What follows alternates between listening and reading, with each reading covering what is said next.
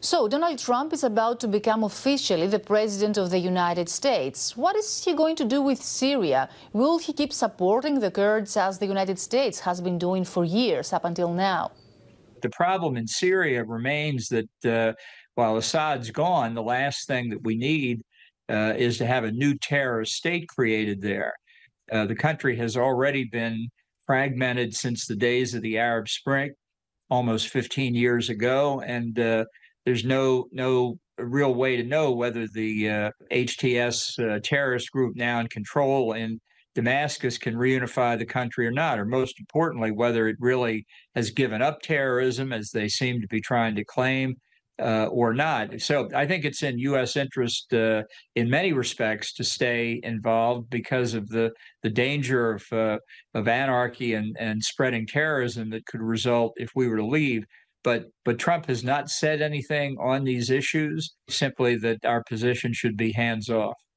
A key factor in the region is Israel not really keen on Turkey's stronger role in Syria. What would Trump do if he were to choose between Erdogan and his friend Benjamin Netanyahu? I can tell from my own experiences when I was National Security Advisor, President Erdogan of Turkey during that time made repeated efforts to convince Trump to withdraw American forces from northeastern Syria and from Tanf, to let Turkey, quote unquote, take care of the Kurdish problem, take care of the ISIS remnants in northeastern Syria. And fortunately, Trump resisted those advances by Erdogan, but I'm very confident that whether they happen before the 20th of January or after the 20th, there will be conversations between Trump and Erdogan where Erdogan will make exactly the same points. And given Trump's desire to get out of Afghanistan, to get out of Iraq, to get out of Syria, I think it's quite concerning that this time Trump might actually pull all Americans out of Syria. And I think that would be very negative for the Kurds, very negative for any lasting possible stability in the country. In another topic now, but still in Trump's world, what is actually Elon Musk doing? Is he completely out of control? And most importantly, will Trump let him do or say whatever he wants, even when he takes office? Well, I think there's a lot of potential danger there. This is a very strange relationship. That's true, but I think it's going to come to a turning point here once Trump actually takes office, and instead of just talking or tweeting about issues and ideas and personalities, he actually has to be president.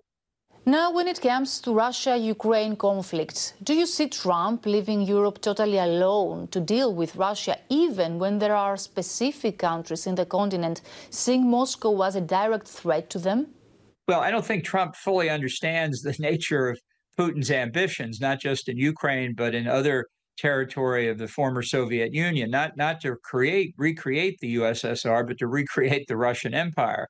I think he thinks he's Putin's friend. I don't think Putin thinks he's Trump's friend. I think Putin thinks Trump is an easy mark for him, and that's how he's going to behave. So you can say that the alliance between the United States and Europe as shaped after the Second World War is over?